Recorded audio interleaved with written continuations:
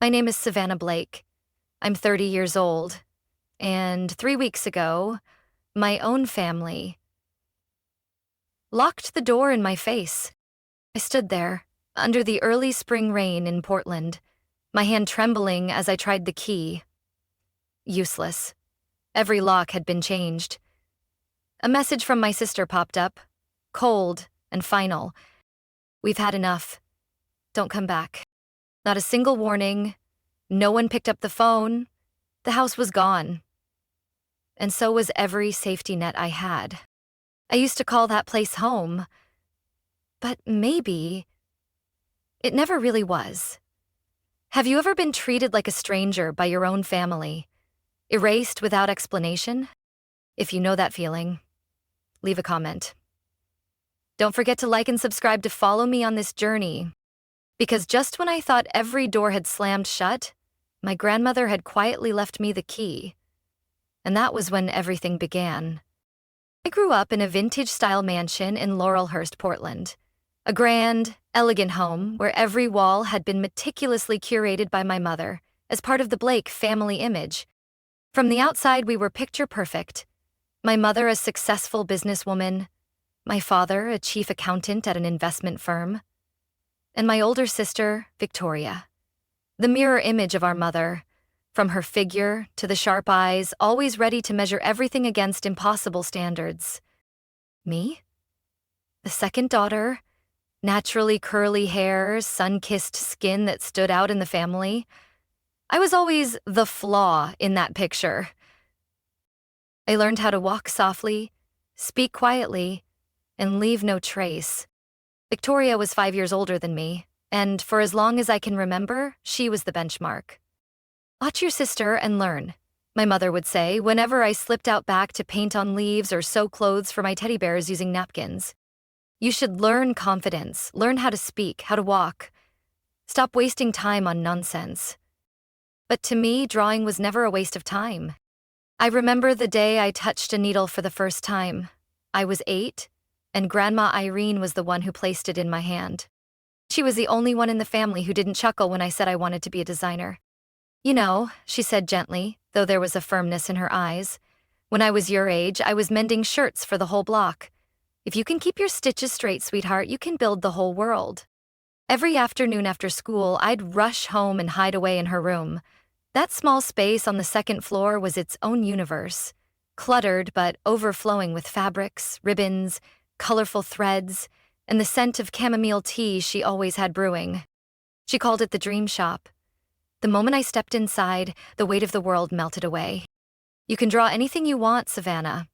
But remember, don't ever let anyone tell you you're not good enough. Ever." That stayed with me for years, especially on the day everything nearly came crashing down. It was Victoria's 20th birthday, a grand garden party, filled with fresh flowers, white-cushioned chairs, classical music playing softly from outdoor speakers, and a dress that I, in a foolish burst of hope that maybe I'd be included, secretly altered just a bit to fit her better. She had complained it was too tight at the waist. I'd made a minor adjustment at the back, right along the designer's original seam. But when Victoria stepped onto the platform to cut her cake, the zipper at the back popped, right in front of 60 guests. Laughter rippled through the crowd. Victoria spun around, her face flushed with both fury and humiliation. "You touched my dress?" I didn't have time to answer before my mother stepped forward, cutting through the crowd, her voice like ice. "From now on, you are not allowed near thread or needles. Enough, Savannah." I wanted to explain, to say I'd fixed it properly. But no one listened. That night, Grandma sat beside me on the staircase, her hand clutching mine. "They don't understand you," she said softly. "But that's all right. You don't need their permission to become who you are meant to be." From that day on, I was no longer allowed in her sewing room. Mom moved her downstairs. "She's getting old," she said. And I was signed up for advanced math tutoring on Saturdays. My sewing kit, design books, and little machine were all boxed up and put away in storage. That house slowly became a place I lived, not a place I belonged. Victoria kept rising, accepted into a prestigious college, interning at Mom's firm, featured in the local paper as the rising star of the Blake real estate empire. And me, I wrestled with finance lessons I hated, had my schedule tightly monitored, and sketched only in hidden corners where no one would find me. Did you know I once dreamed of opening a small dress shop?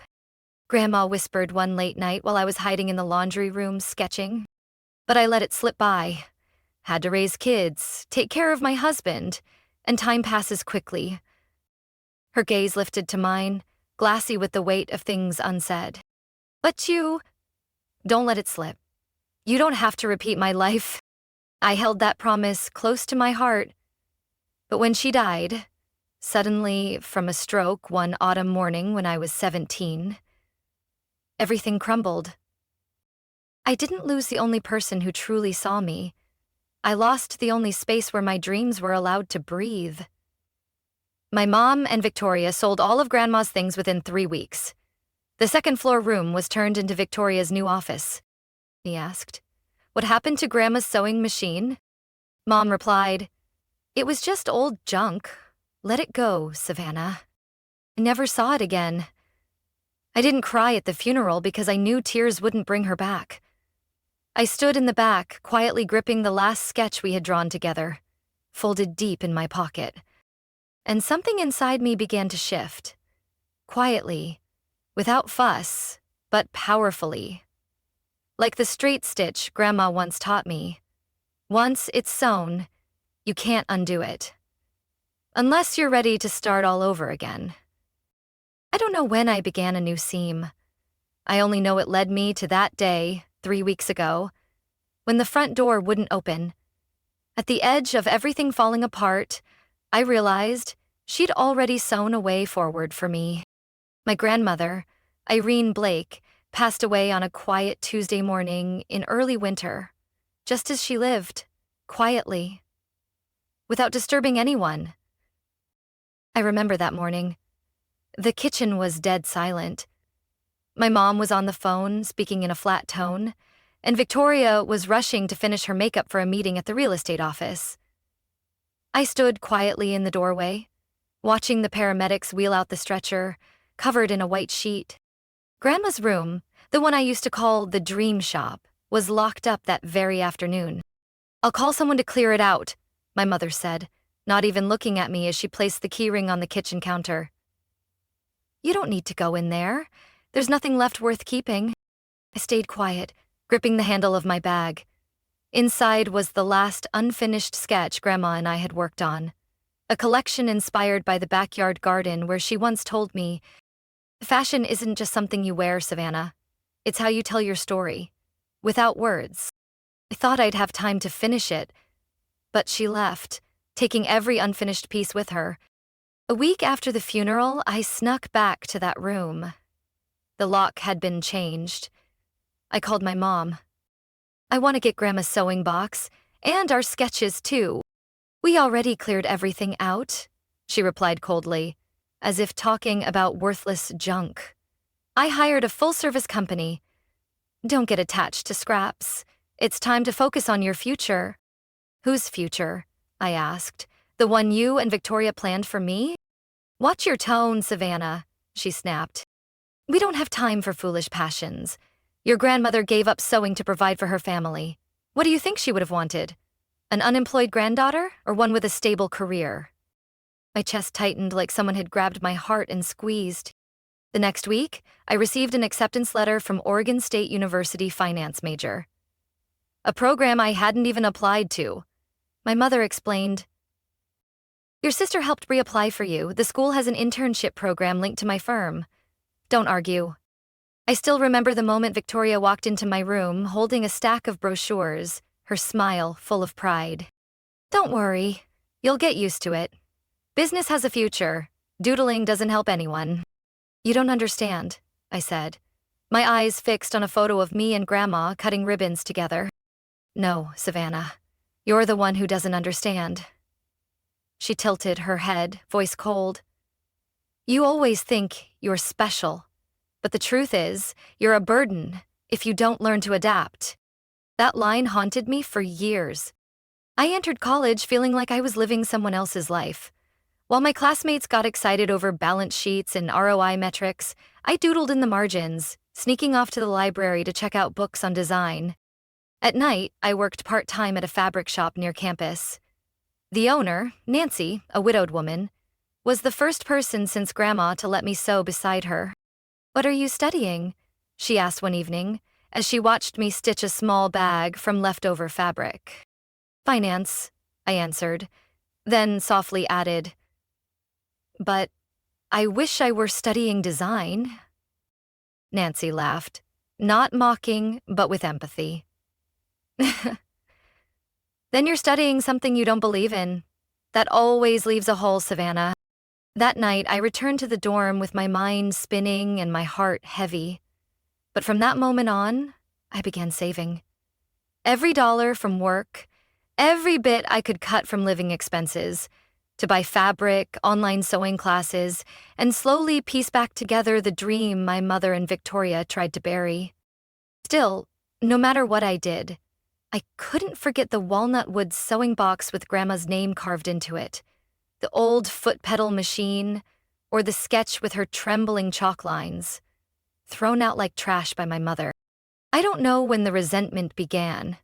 I only knew that after Grandma's death, I no longer felt like I belonged in that family. I was the outsider, the mismatched button, the stray thread pulled out of the pattern my mother and sister had stitched tightly long ago. But deep inside, I still carried a worn piece of old fabric, frayed at the edges but not torn. Grandma once told me, "As long as there's a scrap left, you can always make something beautiful." After 6 years grinding it out in Seattle, juggling sparse fashion gigs and a part-time design job at a startup, I thought I'd finally broken free of my family's shadow. I rented a small attic apartment in Capitol Hill, built my own clothing rack, turned a secondhand dining table from the flea market into my work desk. It wasn't fancy, but it was mine. A space where I could be me. Then the company shut down, suddenly. One email in the middle of the night: "We regret to inform you that we are ceasing operations due to loss of funding." A few weeks later, my savings dried up. Freelance contracts stalled, clients became risk-averse. I tried to manage. Sold some sketches on Etsy, but it wasn't enough to cover nearly $2,000 a month in rent. I quietly called home, lowering my voice like I was apologizing for existing. I wouldn't ask if I had another option, but I really need a stable place to start over. A few months. "Can I come home?" On the other end was a long, uneasy pause. Then my mom spoke. Not harshly, not gently. That guilt-tinged tone that makes you feel small. "You're 30 now, Savannah. Coming home isn't exactly simple." I bit my lip. "I know. I'm not asking to stay forever. I need a stable base to send out applications. I'll work, help out however I can." This time, Victoria's voice cut in from a speaker in the background. "Tell her this isn't a hotel. If she comes back, there have to be rules." Eventually, my mother agreed. But I could feel it, clearly. I wasn't welcome. I was permitted. The day I dragged my suitcase back to that house, it was drizzling in Portland. The front yard was still perfectly trimmed, my mother's rose bushes blooming evenly along the porch like I'd never been gone. But the moment I stepped through that wooden door, I knew I was returning to an old role. The spare daughter, the failed heir. Victoria met me on the steps, arms crossed, lips curled in a smirk. "Try not to cause trouble, Savannah. This is your last chance." I said nothing, brushed past her, and hauled my suitcase up to my old room. The walls that once held posters of my favorite designers had been painted over in cold ash gray. The room was now a second living space, what Mom called her yoga sanctuary. The first week passed in strange silence.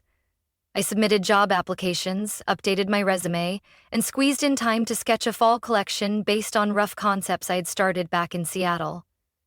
By the second week, my mother began suggesting I applied to Hayes Blake Realty, the family's real estate firm. Your sister needs someone in marketing. You could help with social media or do admin work if not. I kept my voice calm.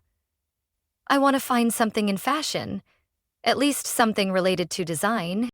My mother gave a faint smile, the kind that never reached her eyes. Savannah, you've been trying for 6 years, and right now, you're sleeping on a fold-out cot. That line hit like a blade, but I didn't react, I just nodded. I'll think about it. Victoria wasn't nearly as patient. One morning, as I was working on my portfolio, she barged into the room without knocking. You still haven't applied for the role Mom mentioned. Savannah. She placed both hands on my desk and leaned in. This is a family business. We can't carry someone who does nothing. Mom is already being generous with you. I didn't ask for generosity, I replied. I just need a little time. Time is money, Victoria said. And right now, you're not bringing in a single dime. I swallowed the lump in my throat. The next day, I went to the company to submit my application. I was assigned to post content on the company's Facebook page and retouch photos of model homes. No official contract, no pay. For now, during the trial period, according to Victoria. Every morning, I sat in the corner of the office, next to the printer, adjusting wood floor tones, brightening bathroom lighting, editing ad titles for luxury houses. I did well. I did more than expected. But no one acknowledged it. One time, I suggested using 3D virtual videos to boost engagement. Victoria frowned. Don't think you know more than I do about this industry. This isn't the place for your fancy design tricks. My mother started sending me job listings from other real estate companies. A good opportunity for long-term stability. I nodded. But inside, I was decaying more each day. I kept sketching at night, in a notebook hidden under the seat cushion. I bought old silk fabric on eBay, borrowed a sewing machine from an old friend in the city, quietly created prototypes in the kitchen whenever the whole house was asleep. I didn't dare tell anyone. Because just one glance, one mocking comment from Victoria, and I'd fall apart. But I also noticed something more frightening than my sister's disdain. It was my mother's silent, watchful eyes. Every time I focused on a design or pulled fabric from my tote bag after work. She never said a word, but I knew she was counting every off-track behavior I made from the path she had mapped out. And then one morning, I heard my mom and Victoria talking in the kitchen. They didn't know I was awake. She's secretly doing something, Mom. I saw her cutting fabric. Don't let her bring trouble, Mom said. If she's still thinking about launching some kind of brand, I won't allow it. I stood behind the door, hand clenched tight. I didn't know what scared them more, the fact that I dared to dream, or the possibility I might succeed. That night, the air in our kitchen was thick, like butter that hadn't melted on a cold pan. My mother made lasagna, the family tradition dish, but no one talked like family. Victoria sat across from me, slicing through the melted cheese, as she rambled about a new deal. Mom, I told you, that house shouldn't be discounted. The client will come back. Don't let Savannah mess with any more silly marketing ideas. I stayed quiet. I was used to being mentioned like I wasn't there. Have you thought about doing your own thing? Mom asked suddenly, putting her knife down and looking at me with an expression I couldn't tell was concern or control. Yes, I replied, hesitating slightly.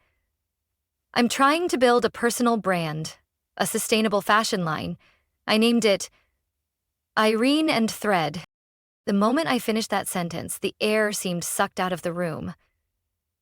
Victoria jerked her head up. What? I swallowed. I wanted to honor Grandma. And I wanted to live the way she believed in me. My mom let out a laugh, but it was dry and bitter. So you've been secretly working on something behind our backs, while still living in this house, still letting us support you? I looked up at her, my voice calmer than I expected. I didn't ask you for money. I've still been freelancing, still helping with the groceries, still working for the company. I didn't say anything because I knew you'd disapprove. Victoria slammed her spoon on the table. It's not because Mom disapproves. It's because you know it'll never be enough. You're using Grandma's name to go against this family. Go against? I was stunned. I just want to live as myself. You're the one who turned the company into a fortress where no one's allowed to disagree. You used her name, Mom interrupted, her voice low but sharp. For something she gave up in her youth. Fashion is a foolish dream. She chose family, Savannah. And you chose the opposite. I clenched my fists under the table. I didn't choose to go against the family. I chose to hold on to the only part of her I could still touch. Then move out. You want independence? Take it. No one's stopping you. I laughed bitterly. You think I'm afraid? I've left this house once before, but I came back because I believed there was still something here worth keeping. Then you were wrong, my mother said, her voice cold as ice. And there won't be a third time. Without a word, I stacked the dishes and rinsed them one by one, my back turned to the room. That night, when I returned to my room, my suitcase was sitting at the door. The blankets were folded neatly, placed beside a bag containing my sketches, the designs I had never shown anyone. I understood the message clearly. You've been cut from the board.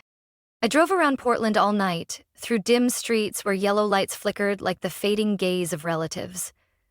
I stopped in front of Irvington Park, the place where I used to sketch passers-by. My phone stayed silent, no one called. Not a single message. I broke down crying because for the first time I could see it. I had never truly belonged in that family. I was just a placeholder piece, used to complete the picture.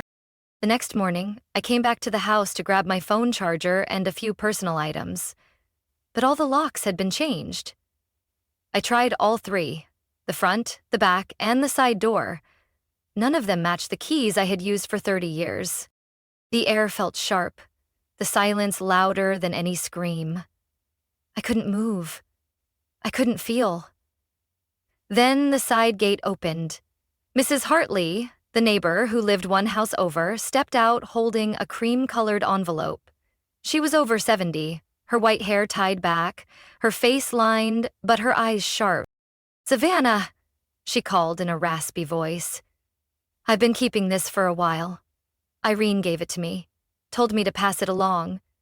If you were ever no longer welcome in your own home." I stood there in shock. She handed me the envelope without another word. On the outside were two slanted lines of handwriting. "Savannah Blake, only open if you've been turned away." My hands trembled as I accepted it. Mrs. Hartley gently squeezed my hand and turned back inside, leaving me alone in the rain-soaked courtyard. I didn't open the envelope right away. I wanted to hold on to the feeling that someone had planned for this pain, that someone knew I'd be rejected and still chose to love me. I pressed the envelope to my chest, stepped back a few feet, looked at the house that had once meant everything. Then I turned away, walking toward my car, in the sharp, bitter understanding that sometimes you have to be pushed out, to finally realize you're standing at the edge of something that truly matters.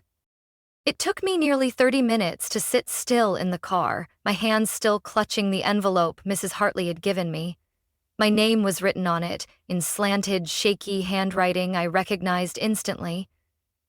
It was Grandma Irene's.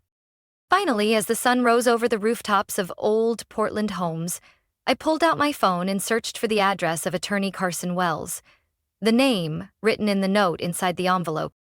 The office was on the 5th floor of an old red brick building near downtown. Not fancy like the places I'd worked before, but clean and quiet. On the frosted glass door, the faded silver letters read, "Wells and Associates, Family and Estate Law." I walked in, heart pounding. Inside, a middle-aged woman looked up from the front desk and gave me a gentle smile. "Are you Savannah Blake?" "Yes." "Mrs. Hartley said I should see Mr. Wells. He's expecting you." The oak door opened and I stepped into a sunlit room, its walls lined with bookshelves on 3 sides and a glossy cherrywood desk at the center. A tall man with silver hair, wearing a dress shirt and a black sweater, stood waiting, a file folder in hand. "Good morning, Ms. Blake," he said, his voice low and clear. "I'm Carson Wells. Please, have a seat. I've been expecting you for some time." I sat down in a brown leather chair, still holding the envelope tightly. I'm not sure what this is," I began. "My grandmother left this for me, but I thought she didn't have anything left." Mr. Wells nodded slowly, then opened the file in front of him. "Miss Savannah, what your family doesn't know is this. Mrs. Irene Blake established a trust fund called the Irene Legacy Fund, activated under very specific conditions. One of those conditions is if you were ever denied residency in the Blake house."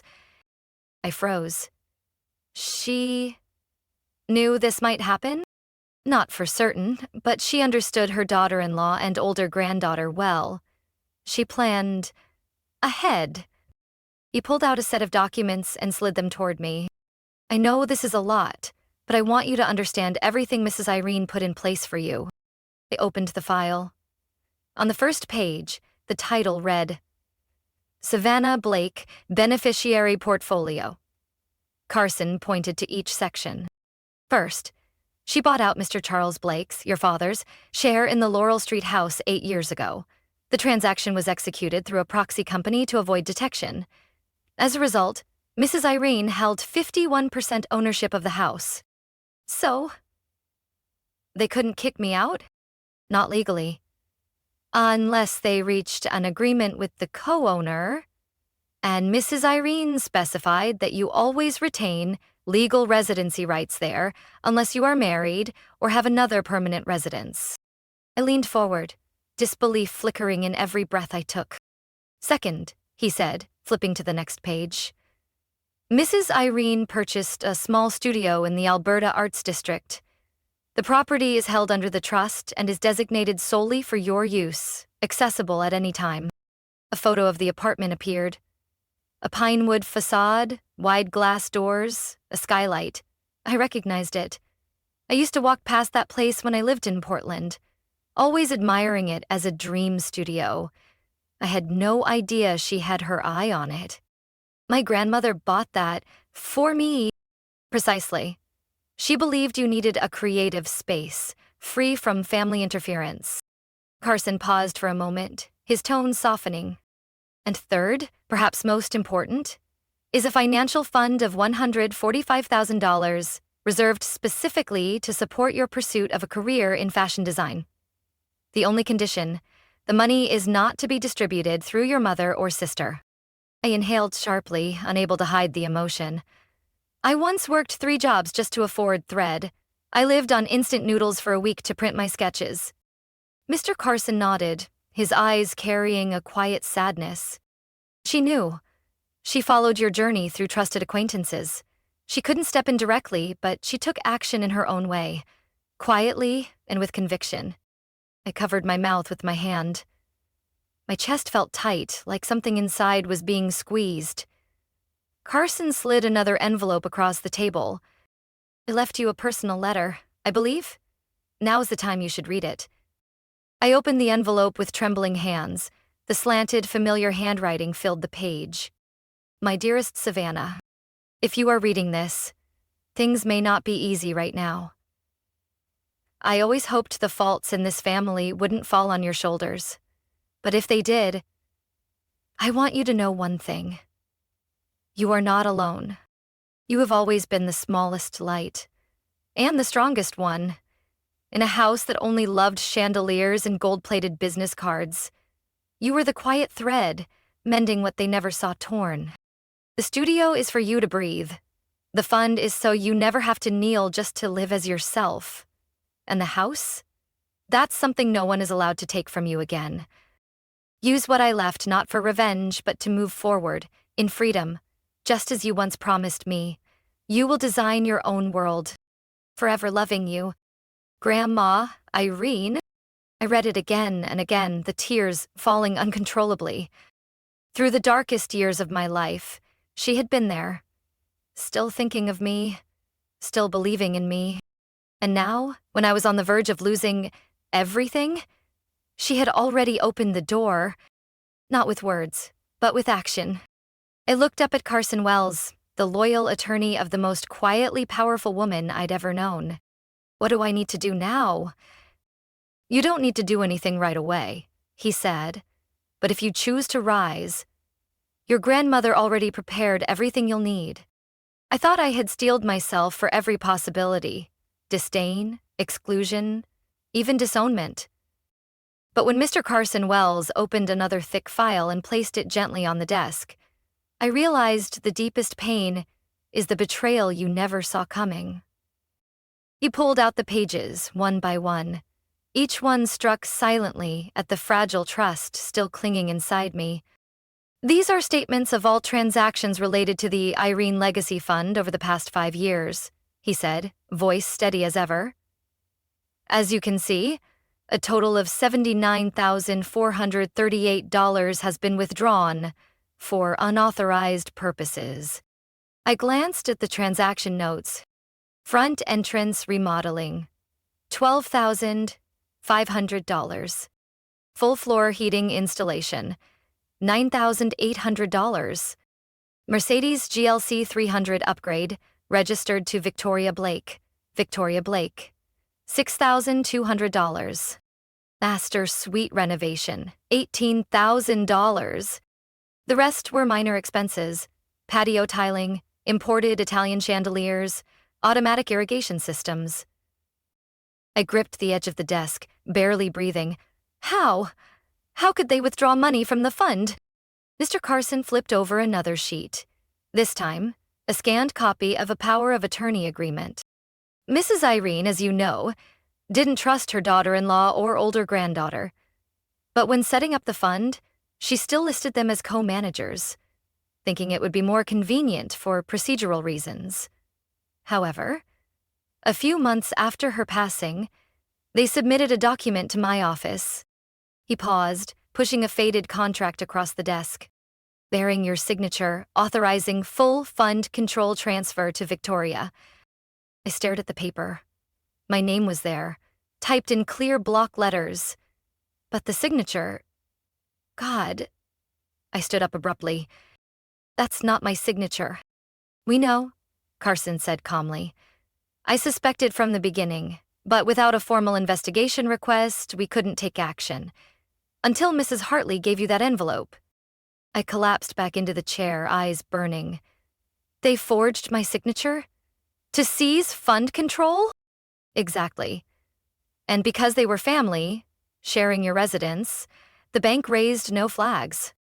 Every dollar I had saved for 6 years, every sleepless night designing and paying bills.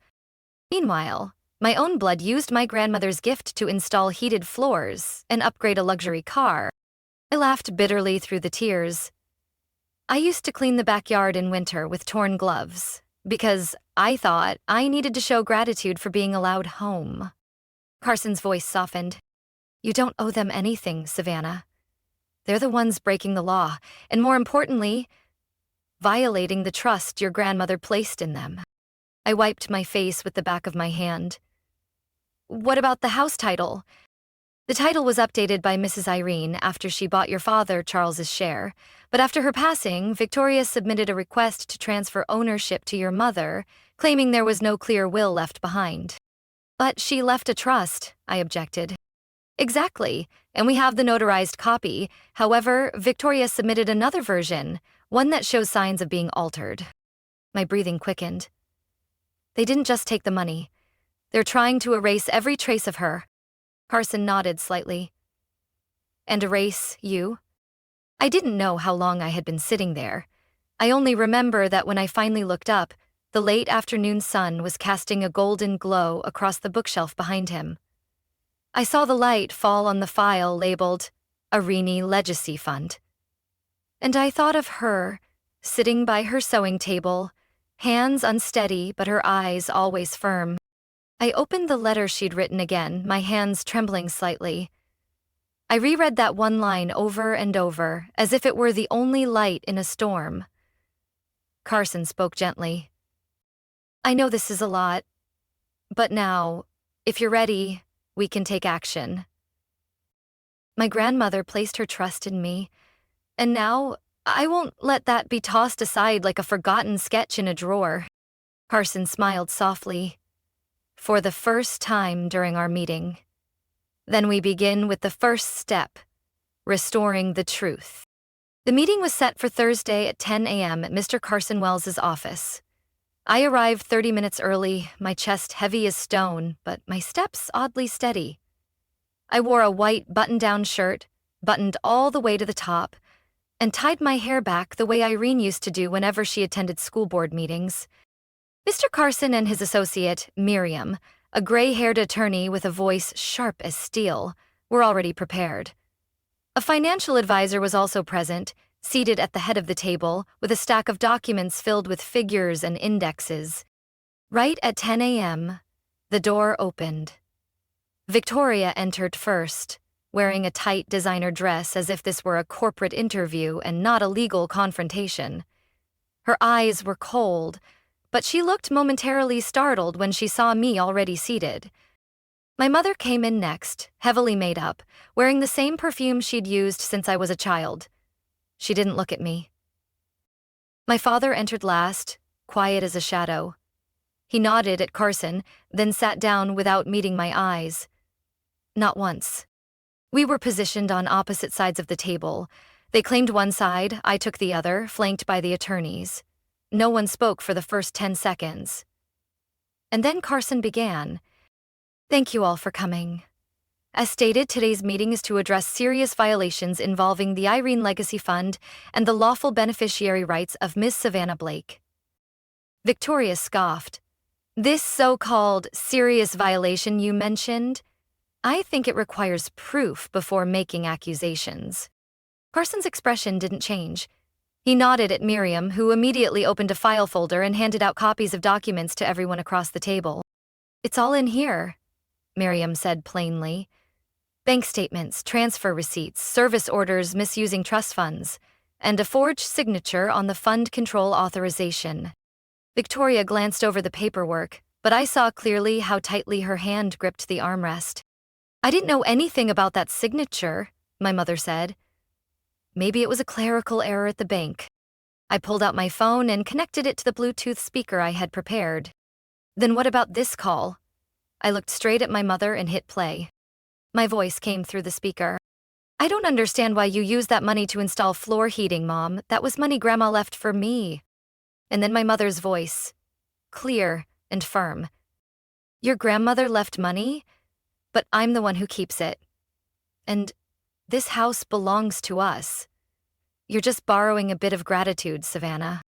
Victoria slammed her hand on the table. She recorded us. That's a violation of privacy. Carson responded instantly, voice steady. Oregon is a one-party consent state. That's admissible in court. I didn't look at them. I kept my eyes on the light streaming through the window, where I imagined Irene sitting, her hand holding mine under the table. Miriam continued, more slowly this time. We have sufficient documentation to prove misappropriation of funds, forgery, violation of trust fund terms, and obstruction of the legal beneficiary's rights, Savannah Blake. My mother leaned forward. We just wanted to renovate the house, and Victoria needed the car to meet with clients. We didn't take the money for personal gain. Then using my name to withdraw nearly $80,000 was what? Because she needed to attend meetings in a luxury car, while I took the bus for 12 years? My father still said nothing, but I saw him tilt his head, as if trying to hide something from his daughter's gaze. Carson sat up straighter. Ms. Savannah is not pursuing legal charges, though we do have grounds. However, she is presenting a settlement proposal under the following terms. I slid the proposal across the table, my hand steady. I don't want the house back, I said, looking each of them in the eye. I want full, unconditional transfer of usage rights to the studio in the Alberta Arts District. Victoria opened her mouth, but I raised my hand. I also want the remaining balance of the fund returned to my name, managed by an independent overseer with no involvement from anyone in this family. Carson added. And the final condition. From this point forward, no member of the Blake family may oversee Ms. Savannah's finances. No powers of attorney, no access. She is fully independent. And we will sever all financial ties. Everyone lives their own life. No contact, no control, no performative sympathy. Victoria looked at me as if she no longer recognized who I was. My mother stared down at her hands. Only my father, for the first time, turned to me and looked me directly in the eyes. "You really have changed," he said quietly. No blame, no affection, just a belated recognition. I clenched my hands in my lap and said nothing. I no longer needed their acknowledgement. I only needed to walk away from their lives, still holding on to the part of me they could never take. The studio was nestled on a tree-lined street in the Alberta Arts District, its dark wood facade and wide glass windows facing a cobblestone sidewalk. The first time I stepped inside, I saw the high ceiling with exposed beams, polished concrete floors, and a small, simple kitchen tucked in the corner. Afternoon sunlight spilled through the blinds, catching on the tiny cracks in the wall that I didn't find ugly at all. I set my bag down and took a deep breath. This wasn't a lavish place, but it was mine, a space fully, quietly mine. Without Victoria, without my mother, without sighs each time I picked up a needle. It took me 2 days to unpack all the boxes. Fabrics, sketches, colored threads, my sewing machine, and the wooden table Nancy, the fabric shop owner in Seattle, had gifted me as a parting present. On a small wooden shelf beside the window, I placed a framed photo of Irene. In the photo, she was young, wearing a square-neck floral dress, her hair pinned up, smiling amidst rolls of fabric. Next to it, I placed the linen-bound notebook, where she and I had drawn our very first design. I named the studio Irene and Threat. The word thread wasn't just a piece of string. It was the link between me and my grandmother, between me and the deepest part of myself. In the first week, I worked non-stop. Each day began with a cup of chamomile tea, Grandma's old habit. Then came 8 to 10 hours of cutting fabric, testing patterns, refining details, noting every button, every stitch. I created an Instagram page for the brand, photographed each piece in natural light, edited manually, and wrote short captions telling stories about Grandma Irene, the tiny kitchen where I first learned to sew, and the day she praised my first sketch because I dared to draw a curve that didn't follow the rules. The first dress, a white linen piece with a square neckline and gently puffed sleeves, reworked from one of her original designs, was unexpectedly reshared by a local fashion designer. "You don't have to rebel to be unique," she wrote. "Sometimes, it's enough to stay true to a story you believe is real." 3 days later, orders flooded in. I couldn't keep up, so I had to switch to weekly pre-orders. One Saturday afternoon, I received an email from a columnist who wrote the Interesting Portlanders section for Willamette Week. She wrote, "I heard your story from a customer, how you rebuilt your life from the fragments your grandmother left behind. I'd love to learn more. If you're open to it, could I visit your studio on Tuesday?" I took an evening to think it over, then said yes. On the day of the interview, the reporter, a woman in her early 40s with short hair and round glasses, arrived on time, with a recorder and a notebook in hand. "What made you choose not to fight for the house?" she asked. I smiled, because I realized sometimes it's not worth holding on to a place where you're no longer welcome. I chose to build a space where I don't need permission to exist. The article was published 3 days later. The headline read, "The Forgotten Heir and the Brand Reborn from a Grandmother's Needle." It spread quickly. Fern and Fig Boutique on Main Street called me. "We're very interested in your line. Could you send over a few pieces for display?" Gratitude rose in my throat. That evening, I got an email. Vendor, charles.blake@email.com. Subject line, empty. The message read, I'm sorry. No explanation. No sign he understood the place he had or hadn't occupied in my life. I stared at the screen. For more than 10 years, I had lived under the shadow of a father who said nothing, did nothing, protected no one. I didn't reply, because I didn't need a late apology to move forward. I turned back to the sewing machine, adjusted the loosened needle, and continued stitching the final seam on the dress I would ship out the next day. Outside, a soft rain fell. Inside the little studio, the sound of the needle pushing through fabric echoed steady and strong, like the rhythm of my heart after a long stretch of breaking and mending. My first runway show didn't happen under the bright lights of New York Fashion Week or beneath the glass ceilings of a grand museum. It happened in a repurposed warehouse in Portland's East Side Industrial District. High ceilings, exposed brick walls, and rows of wooden chairs lined neatly over cold concrete floors. No celebrities, no TV cameras, but there were warm yellow string lights around the windows. There was a faint scent of ginger tea in the air.